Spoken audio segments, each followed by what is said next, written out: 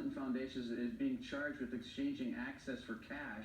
You've got 4 dead Americans in Benghazi, and instead we're talking about a planted story by somebody in the Washington Post from 30 years ago that really has no consequence at all to the issues facing this country. I think that's what every American is going to be faced with, is that fundamental question as to which person is going to bring a seismic change to Washington, D.C. And the old playbook, Chris, the same old analysis isn't applying in this election.